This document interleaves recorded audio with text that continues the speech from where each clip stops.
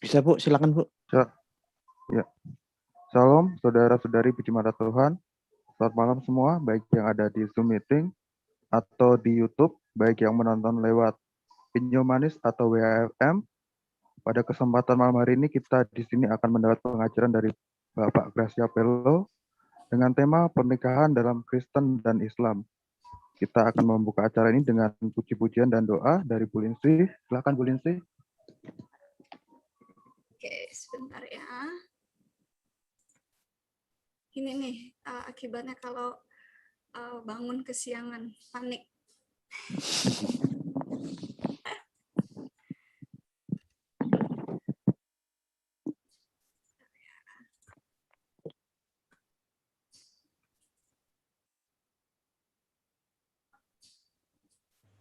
Haleluya, haleluya. Terima kasih Tuhan. Terima kasih Tuhan atas anugerah yang Engkau berikan kepada kami pagi ini di Amerika dan malam ini di Indonesia. Terima kasih Tuhan. Marilah kita menyanyi, inilah hasrat kami kepada Tuhan untuk memuji namanya.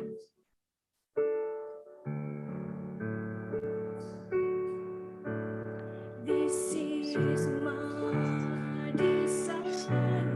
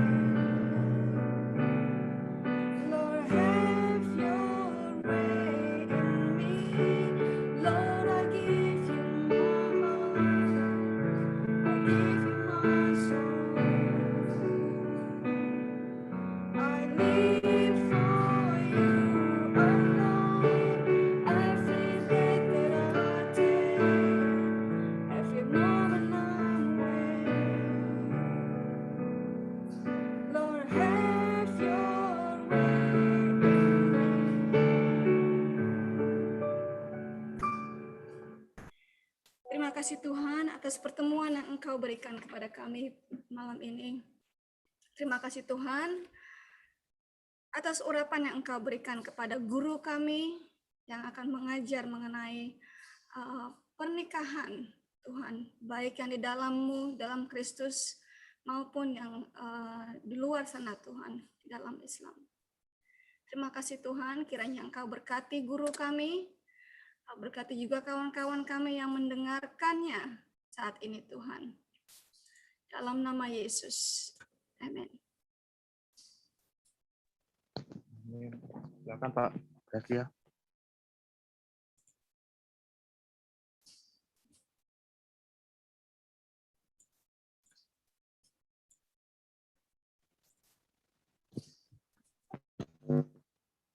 Masih di unmute sepertinya Pak Gracia.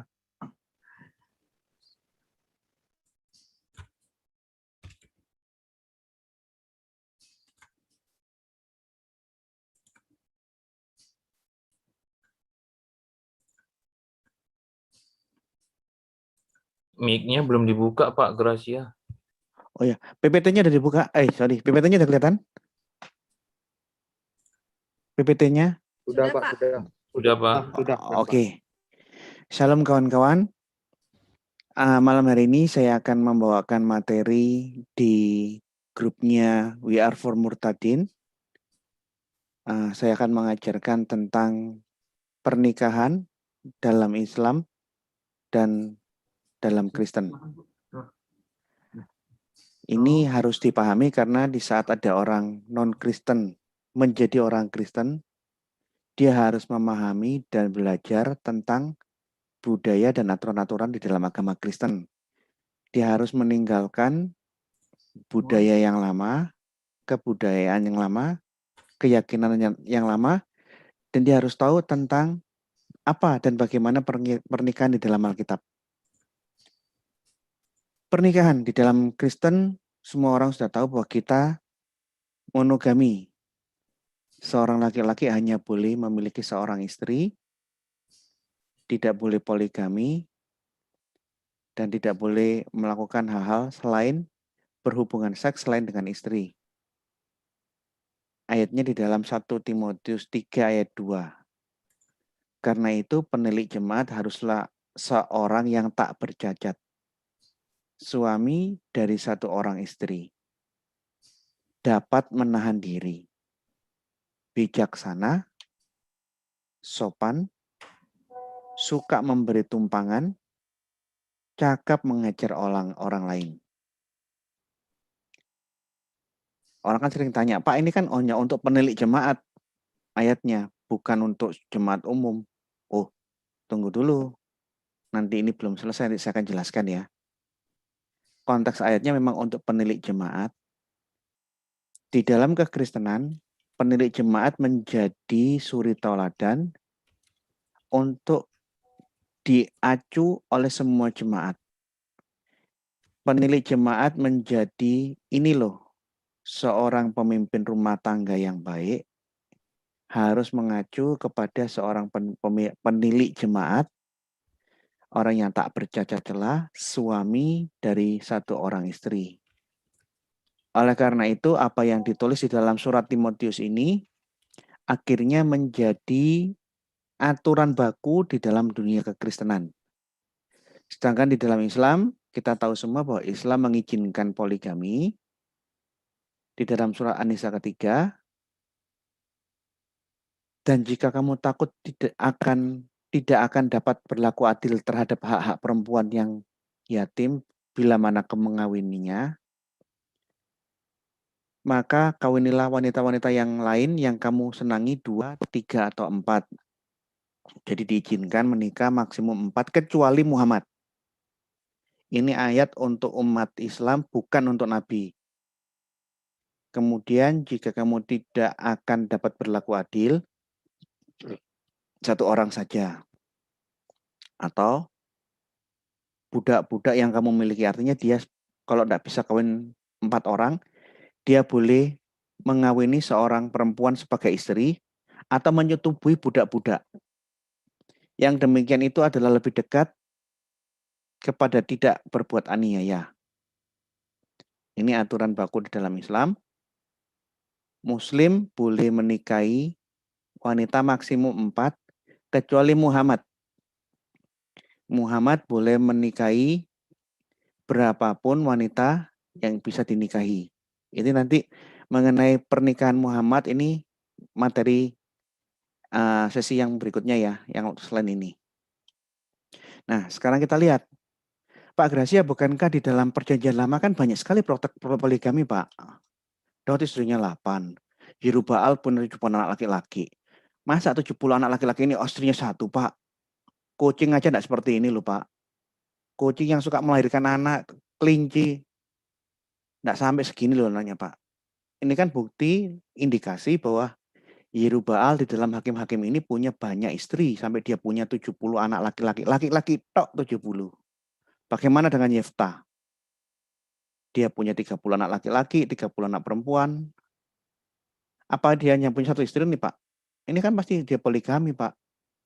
Abdon bin Hilal punya 40 anak laki-laki, 30 cucu laki-laki.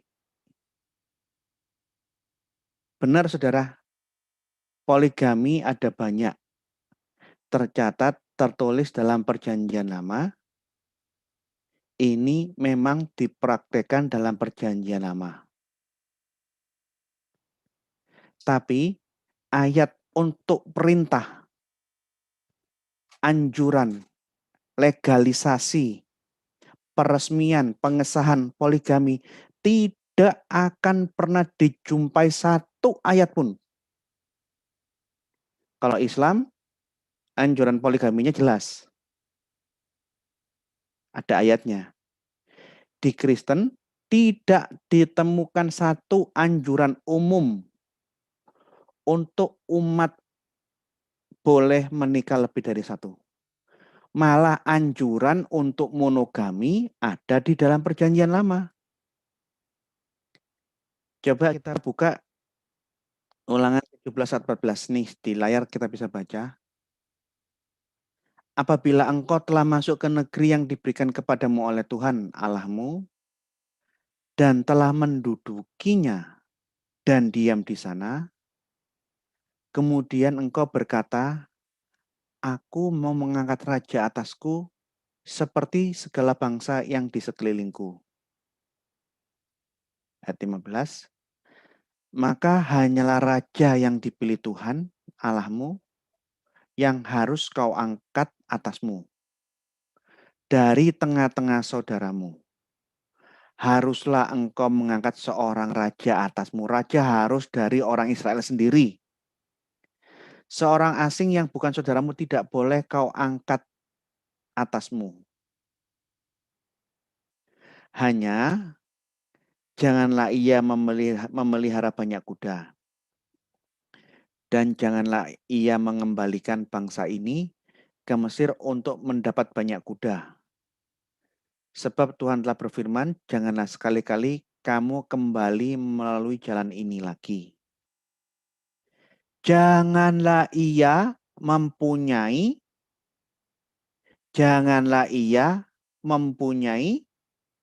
banyak istri. Dia tidak boleh poligami supaya hatinya jangan menyimpang. Emas dan perak pun janganlah ia kumpulkan terlalu banyak. Ayat untuk monogami, anjuran monogami ada di dalam Taurat Ulangan 17 ayat 17. Tapi satu ayat pun tidak pernah ditemukan di dalam perjanjian lama. Legalisasi, perizinan, atau instruksi dari mulut Allah untuk melakukan poligami. Ini penting. Artinya apa? Praktek poligami yang tercatat di dalam perjanjian lama, baik raja, orang awam maupun nabi-nabi, hakim-hakim, kebanyakan hakim-hakim bukan nabi-nabi, hakim-hakim, itu adalah praktek kebudayaan manusia zaman dulu dan itu bukan perintah Tuhan. Ini praktek budaya orang kuno. Ayat untuk poligami tidak ditemukan satupun. Malah ayat anjuran untuk monogami ada tertulis di dalam Taurat Ulangan 17 ayat 17. Wah, ini kan problem tafsir kan, Pak. Di dalam tafsirnya Yahudi itu kan anjuran untuk raja. Itu kan bukan untuk umat awam itu, Pak. Oleh karena itu hanya anjuran untuk raja buat Israel di dalam tafsirnya Yahudi. Sampai hari ini pun orang Yahudi mempraktekkan poligami. Anda kalau ke Israel tuh satu orang laki-laki suami punya 2-3 istri itu biasa. Karena Yahudi mempraktekkan poligami. Karena ya Daud aja poligami. Yang lain poligami. Apalagi itu kan bukan aturan untuk semuanya. Ini yang saya bilang problem tafsir. Tafsir Yahudi akan bertabrakan, bertentangan dengan tafsir Kristen. Tafsir Kristen, andaikan raja saja sebagai pemimpin yang tertinggi aja tidak boleh poligami, apalagi kamu orang awam. Raja yang tertinggi, yang terhormat, pemimpin semua umat aja tidak boleh, dan ya rupamu. Sekarang kita lihat kasus ini dengan perbandingan ayat Keluaran 20 ayat 17. Kalau menggunakan tafsir Yahudi, itu kan ayat untuk raja. Saya kan orang jemaat awam. Jadi raja Israel tidak boleh poligami harusnya. Karena itu kan anjuran untuk raja agar tidak berpoligami. Bukan untuk awam, Pak. Saya kan awam, saya ini masyarakat biasa. Itulah tafsir karepmu dewe. Tafsir semamu sendiri. Kristen tidak menafsirkan seperti itu. Kalau menggunakan logika itu parah ini, parah. Bandingkan Keluaran 20 ayat 217. Kalau menggunakan pola pikir seperti tafsir Yahudi ini bahaya. Di dalam Keluaran 20 ayat 17 dikatakan, hukum yang ke-10. Hukum Taurat ke-10, jangan mengingini rumah sesamamu. Ya, tidak boleh iri dan ingin menguasai rumah sesamamu. Jangan, yang saya garis merah ini apa? Warna merah. Jangan mengingini istrinya atau hambanya laki-laki atau hambanya perempuan atau lembunya atau keledainya atau apapun yang dipunyai sesamamu. Loh, dengan logika yang sama saya bisa berkata, ini kan aturan untuk suami.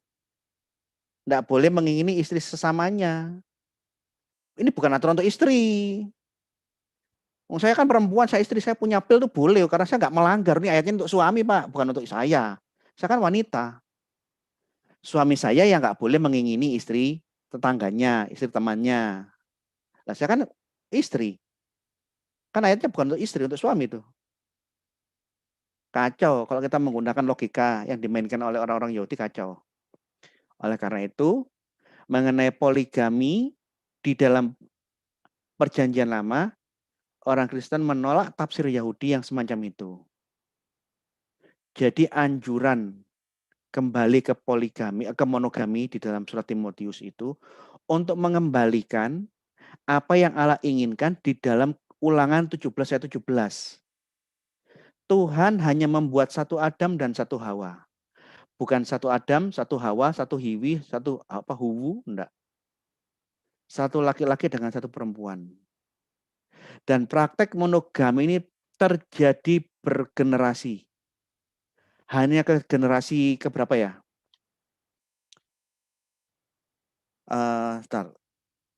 Di dalam Perjanjian Lama itu keturunan ke-7 kalau nggak salah baru melakukan praktek poligami.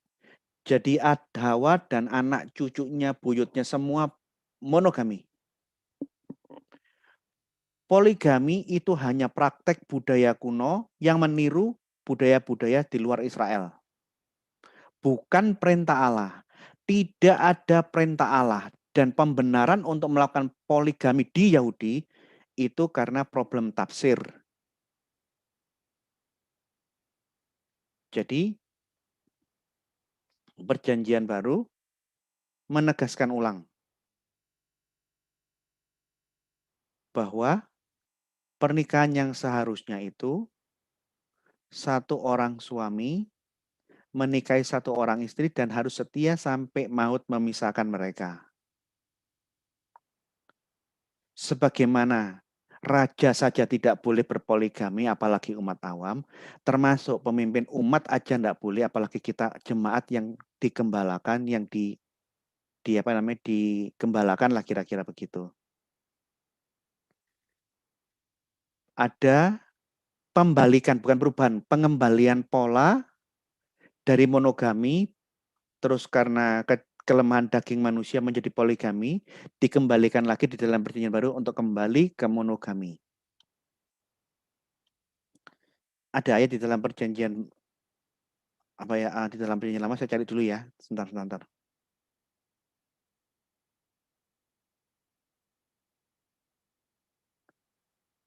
Sebentar.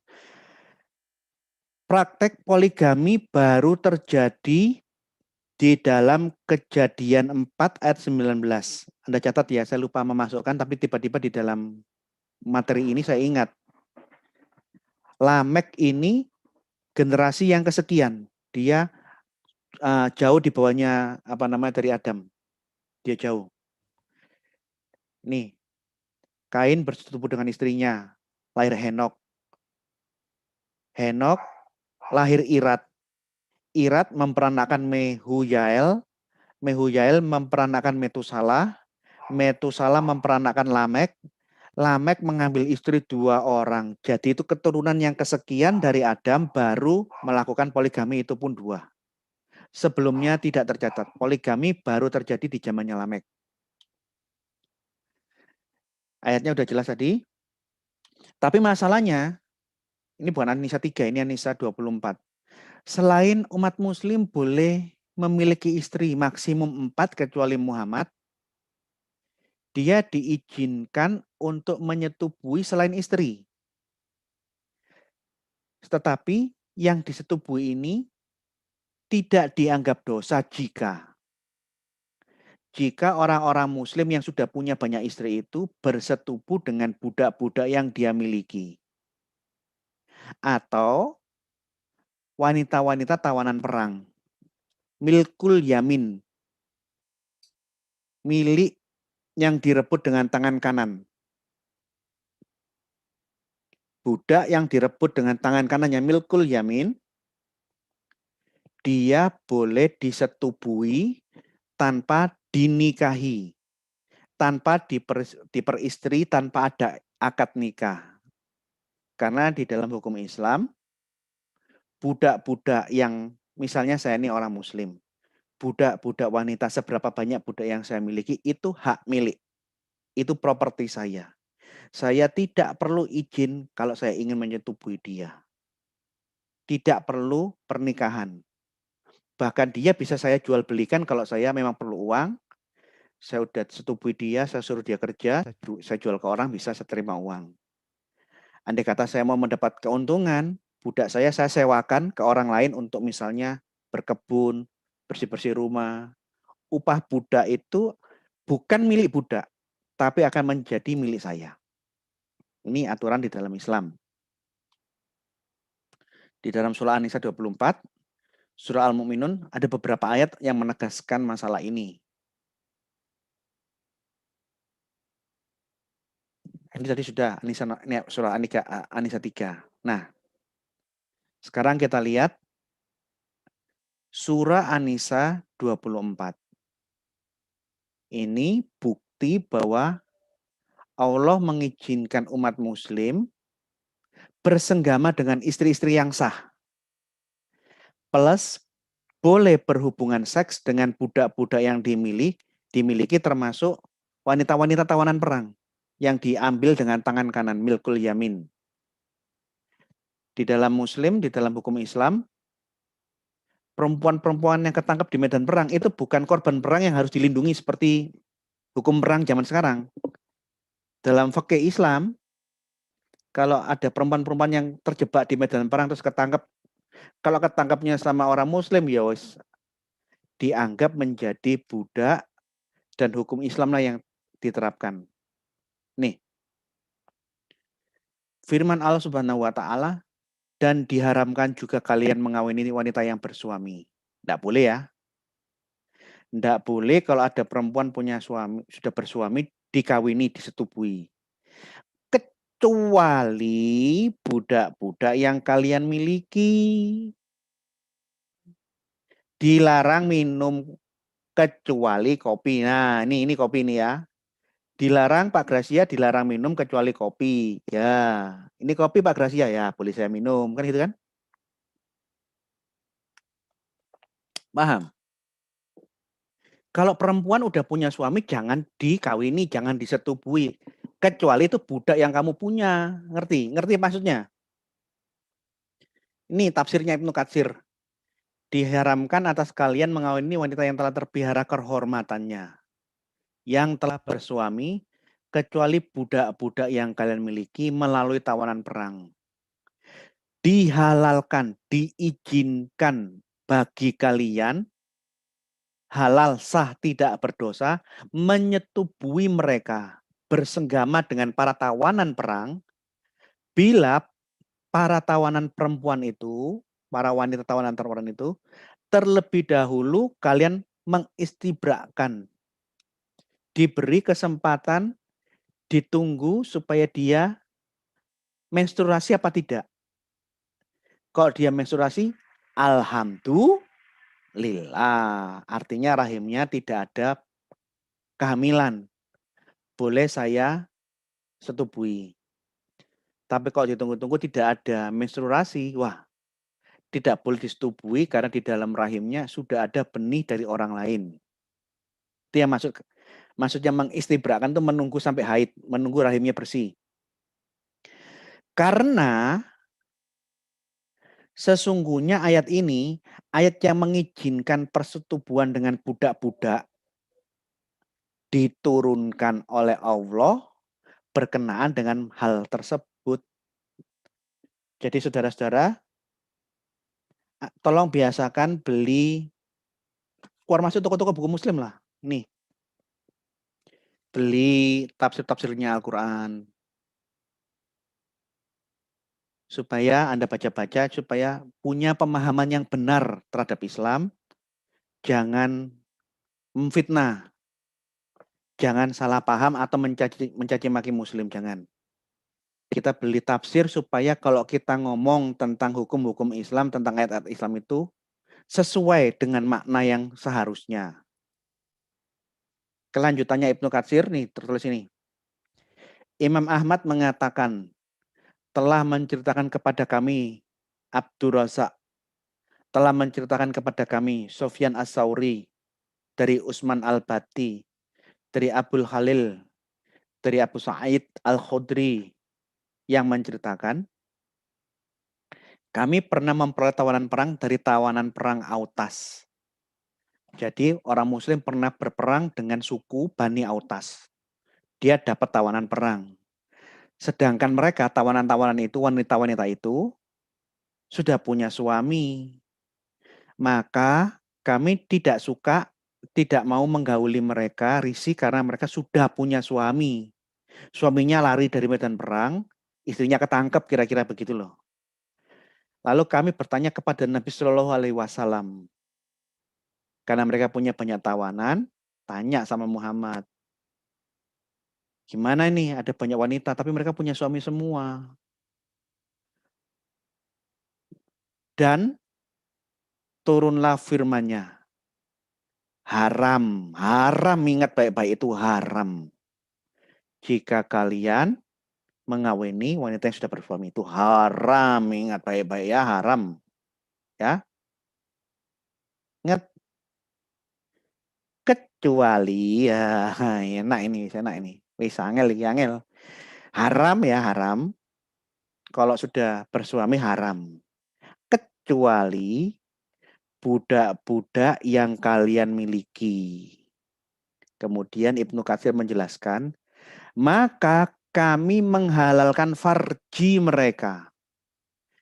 Farji itu vagina. Maka vagina mereka, kemaluan mereka kami halalkan. Alhamdulillah. Nah, itu dia. Ini, Anda, kalau tadi itu Anda bisa copy paste dari aplikasi Ibnu Katsir itu di Play Store, ada ini, di Play Store. Saya copy paste dari aplikasi di Play Store. Tapi bagus juga kalau Anda beli bukunya, hard copy-nya, karena enak kalau dipakai ngomong, diskusi sama ya teman atau apa, bertukar pikiran. Di saat kita bertukar pikiran, jangan sampai kita mencaci maki, mencela muslim, jangan. Kita bacakan kitab-kitab tafsir mereka, supaya kita tidak dipersalahkan, tidak memfitnah, tidak menghina. Ini loh, tadi itu kan versi aplikasi ini, sama. Yang ada di dalam aplikasi saya ini, sama dengan di tafsir hard copy-nya ini sama. Dapat budak, dapat tawanan perang perempuan, sekalipun dia punya suami, dia sudah menikah, tunggu apakah dia haid apa tidak. Kalau dia haid, halal disetubui. Nih, lihat. Nih, ayat surah An-Nisa nomor 24 itu turun di saat umat muslim perang melawan Bani Autas. Muhammad ada di tengah-tengah mereka. Di saat orang muslim tanya itu, Muhammad tidak mempermasalahkan boleh menyetubui apa tidak, tapi mendapat wahyu, mendapat perintah dari Allah, perempuan bersuami tidak boleh disentuh kecuali budak. Anda juga bisa lihat lain di surat Al-Mu'minun nomor 5-7, ini tafsir Ibnu Abbas. Tafsir Ibnu Abbas yang versi ini saya beli pada waktu saya hampir mau pulang, sesaat sebelum pulang dari Kinabalu. Saya diundang untuk bikin seminar waktu berapa tahun yang lalu, belum banyak dikenal orang waktu itu. Nah, pada waktu saya tidur di Kinabalu, di Kinabalu Daya, Hotel Kinabalu Daya. Tanpa disadari saya tanya-tanya orang di mana toko buku Muslim ini, saya kepingin melihat. Ternyata toko buku Muslim itu ada di seberang jalan hotel saya tinggal. Saya datang, saya beli beberapa hadis di sana, beberapa buku. Terus saya lihat loh, di sini kok ada tafsir Ibnu Abbas 3 jilid. Ini bukunya. Ini. Kok ada 3 jilid? Tebal banget. Nih. Sedangkan yang di Indonesia tafsir Ibnu Abbas itu cuma 1 jilid. Akhirnya logika saya langsung main. Kalau tafsir Ibnu Abbas di toko buku Muslim di Kinabalu ini ada 3 jilid, kemungkinan ini yang versi utuh, versi lengkap. Saya tanya harganya 330 ringgit. Saya hitung-hitung. Waktu itu 1 ringgit 3.300. Wih, 1 juta ini. Hati saya bingung. Iki tak tuku apa ora ya? Sebelum saya memutuskan beli, saya langsung ambil jilid pertama. Saya buka surah An-Nisa. Begitu saya baca surat An-Nisa, saya baca surah Al-Mu'minun.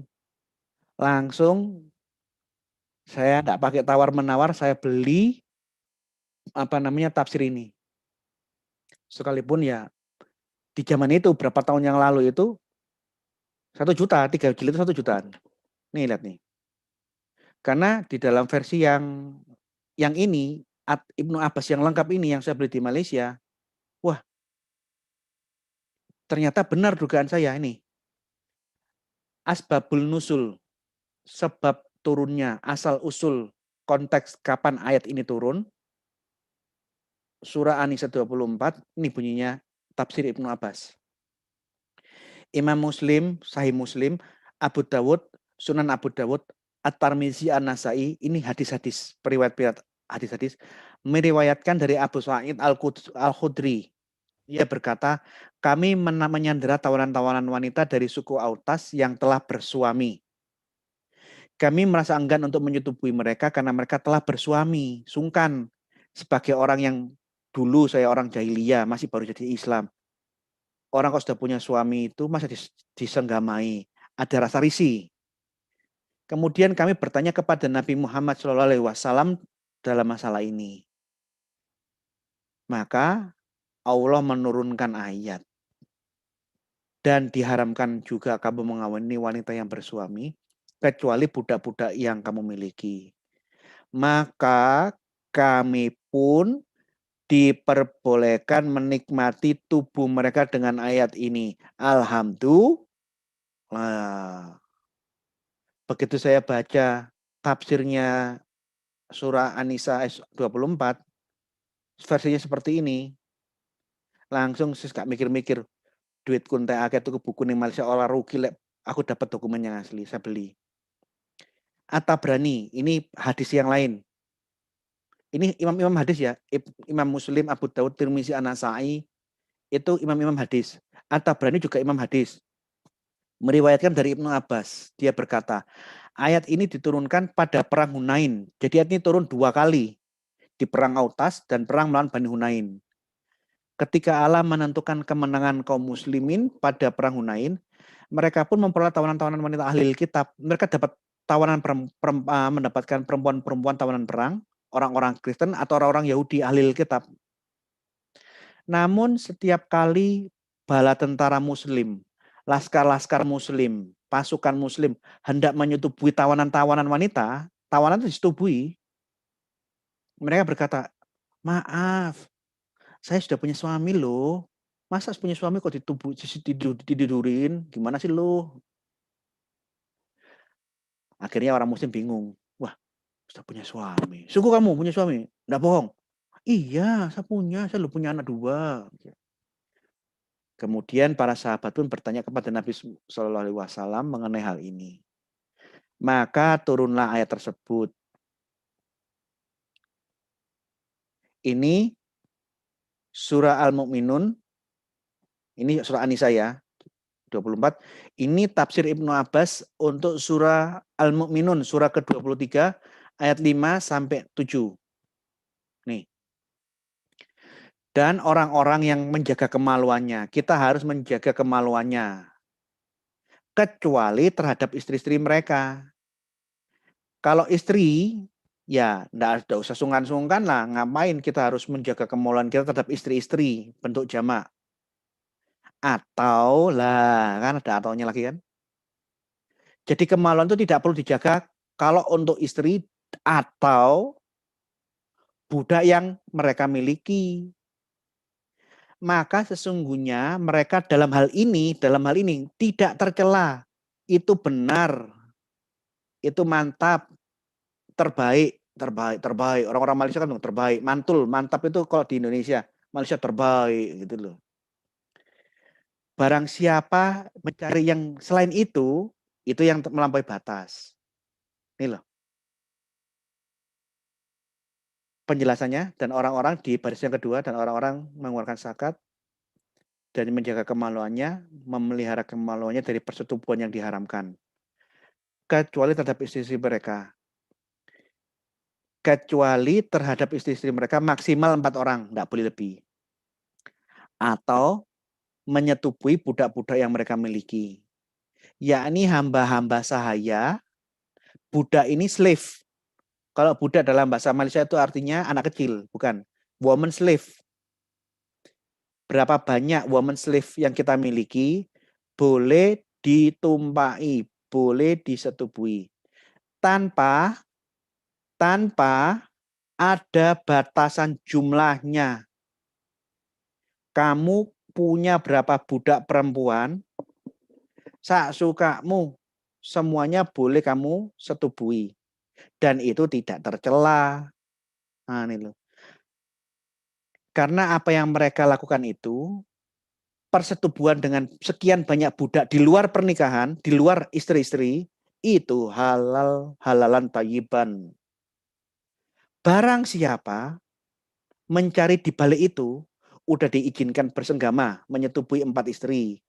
Plus, boleh tidur dengan budak-budak sakarepmu sebanyak yang bisa kamu miliki. Selain keduanya ini, itu tercela. Boleh 4 istri, boleh nambah budak, masih nyetubui yang lain, itu tercela itu. Kira-kira gitu loh. Kira-kira begitu. Sebalik, yang lebih dari hal ini, itu baru haram. Jangan lupa kawan-kawan umat muslim atau umat Kristen, atau yang baru menjadi Kristen, biasakan beli dokumen-dokumen otentik Asbabun Nuzul. Ini tulisannya Jalaluddin Asyuyuti. Cross check apakah ucapan Pak Gracia ini benar apa tidak. Saya melakukan fitnah apa tidak mengenai aturan pernikahan dan hubungan seks di dalam Islam. Tafsir-tafsir saya keliru apa tidak. Tolong panjenengan semua, kalian semua, beli buku Asbabun Nuzul.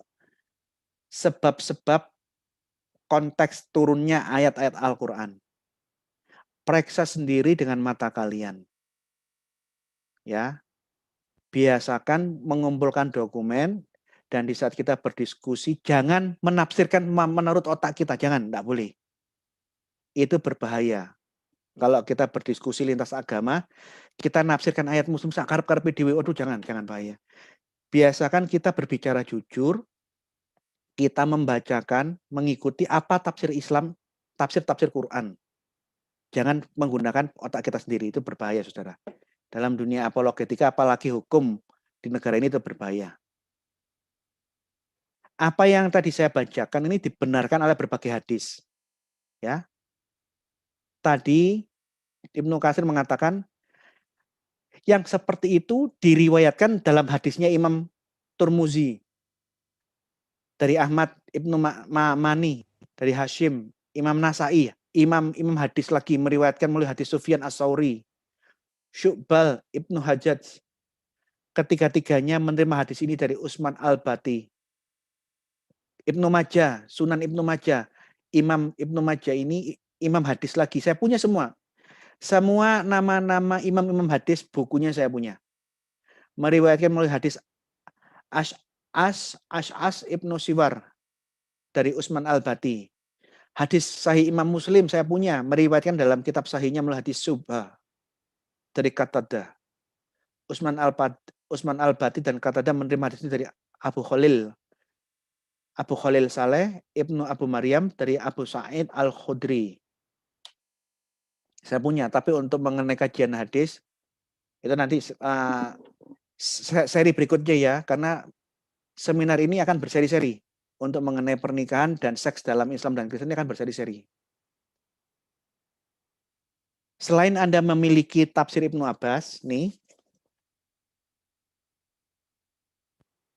Anda beli juga, Mital, tolong, taruh sana. Selain punya tafsir Ibnu Abbas, beli tafsir Ibnu Katsir, beli tafsir-tafsir yang lain seperti tafsir Jalalain, tafsir Maragi, tafsir Baidawi, tafsir Fathul Qadir, tafsir Tafsir At-Tabari. Semua tafsir-tafsir Quran beli semua. Dan perbandingkan. Apakah yang semacam ini hanya tertulis di Ibnu Katsir dan Ibnu Abbas saja, sedangkan yang lainnya tidak? Bagaimana dengan Jalalain? Bagaimana dengan tafsirnya Ibnu Mas'ud? Bagaimana dengan tafsirnya Fathul Qadir As-Saukani? Tafsirnya Al-Qurtubi? Bandingkan. Anda jangan kaget. Hampir semua tafsir Islam satu kata. Apa yang ditulis dalam Ibnu Katsir sama dengan Ibnu Abbas, sama dengan semua tafsir yang saya tulis di sini. Tidak percaya, silakan buktikan. Nah, kita lihat pengakuan jujur Ustadz Khalil Al-Basalamah. Bukan Ustadz Khalil Basalamah. Basalamah ini marga, marganya orang Yaman. Nah, tolong dimatikan itu suaranya siapa tuh? Tapi sekarang ini yang saya kapan hari itu melakukan cross check di YouTube, ustadz-ustadz yang menjelaskan mengenai hukum Islam tentang menyenggamai budak bukan hanya Ustadz Khalil Basalamah. Ustadz Khalil Basalamah ini ustadz golongan Salafi. Golongan Salafi itu golongan Islam yang garis keras lah, radikal. Tapi begitu saya lihat YouTube, Abdul Somad mengakui, Anda bisa temukan di YouTube, Ustadz Buya Yahya mengakui, dan banyak ustadz-ustadz yang bukan golongan Salafi seperti Khalil Basalamah mengakui apa yang tadi saya bacakan. Bahwa menyenggamai budak-budak perempuan yang kita miliki, termasuk wanita tawanan perang, itu adalah hukumnya Allah. Kok ini sudah hukum Allah, ini ayat, jangan tanya-tanya. Bahkan di dalam ceramahnya, di pengajiannya Ustadz Khalil Basalamah, di saat dia ditanya oleh umat, wahai Ustadz, apakah benar di dalam Islam itu diizinkan menggauli budak padahal tidak dinikahi? Dia mengakui, kamu tidak usah tanya-tanya, ini ayat kok. Malah Ustadz Khalil Basalamah mengatakan, harusnya kita orang mukmin meminta kekuatan dari Allah untuk melaksanakan hukum-hukumnya. Gitu katanya. Nih, kita dengarkan ya. Dengarkan ya.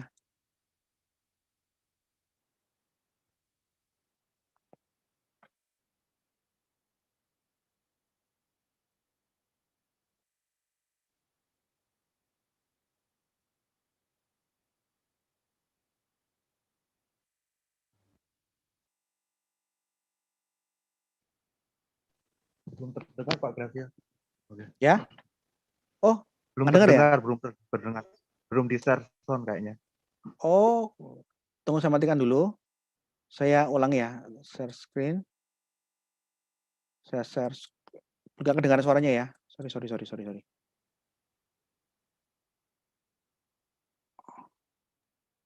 Oke.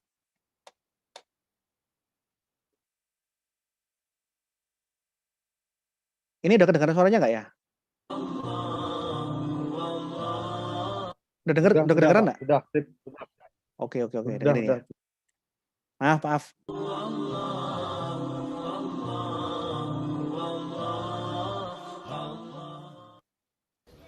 Kenapa di dalam Islam diperbolehkan menyetubui budak tanpa dinikahi terlebih dahulu? Ini sudah pernah ditanya yang lalu ya. Saya ingat betul pertanyaan yang serupa ini di pembahasan kita Suhaib Ar-Rumi, teman-teman sekalian. Pertama, ini adalah hukum Allah. Belajarlah mengagungkan kalimat Allah dalam hati, teman-teman. Apa kata Allah dalam surah Al-Anfal? A'udzu billahi minasyaitonir rajim. Innamal mu'minuna alladzina idza dzukirallahu wajilat qulubuhum wa idza tuliyat 'alaihim ayatuhu zadatuhum imana wa 'ala rabbihim yatawakkalun. Sesungguhnya orang-orang yang beriman itu adalah orang-orang yang kalau disebutkan saja namanya Allah, hati mereka bergetar. Dan kalau dibaca ayat-ayatnya, hati mereka imannya dipenuhi dengan iman. Dan mereka selalu bertawakal kepada Tuhan mereka. Banyak orang yang belum memahami masalah bobot kalimat Allah Azza wa Jalla. Allah perintahkan, teman-teman. Kenapa laki-laki boleh poligami lebih dari satu orang wanita? Allah memang menurunkan hukum begitu.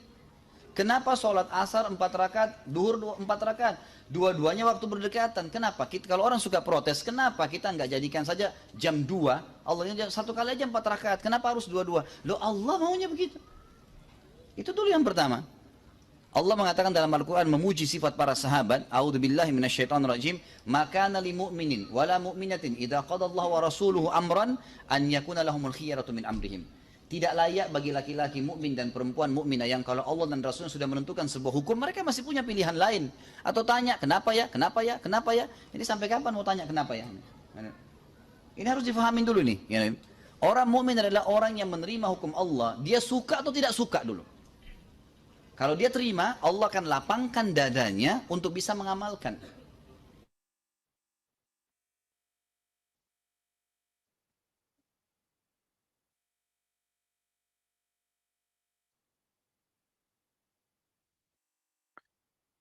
Sorry, ini ada trouble. Maaf, sorry, ada trouble. Oh, sebentar.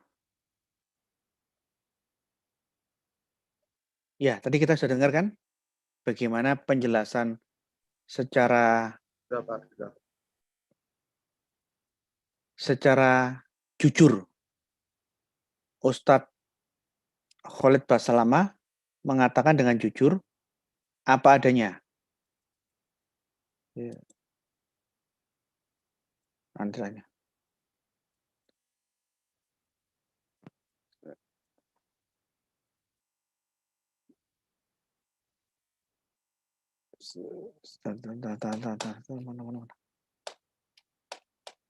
Oke. Nah, tadi Ustadz Khalil Basalamah udah mengatakan itu ayat, itu hukum Allah, itu ayat Al-Quran. Lah, kok kamu ngelawan ayat Al-Quran? Kalau kamu merasa aneh, merasa tidak sejahtera, risih, masa budak perempuan, bukan hanya perawan, janda, bahkan budak yang sudah bersuami boleh disetubui, kamu risih. Jangan bantah. Orang mukmin hukum ini suka nggak suka, kalau ini hukum Allah, jangan dipertanyakan, kira-kira begitu. Jadi orang ustadz-ustadz dari golongan Salafi mengakui itu. Jadi kita harus tahu ya, memang seperti itulah hukum-hukum di dalam agama Islam. Saya matikan, ini sudah mulai katanya mulai.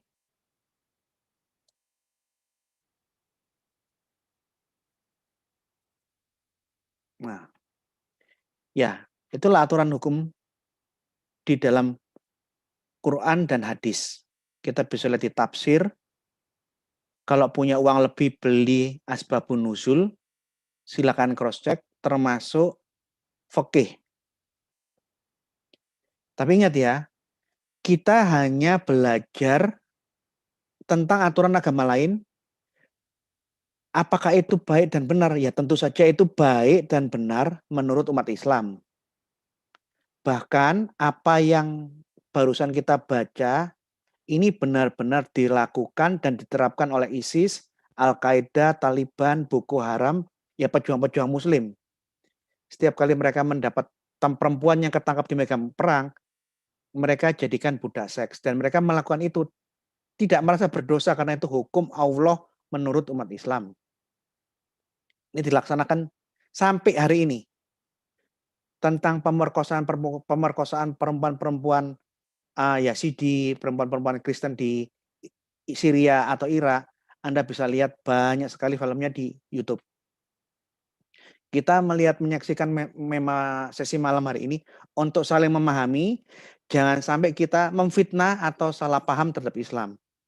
Termasuk umat muslim yang menyaksikan seminar saya malam hari ini, jangan memfitnah Kristen.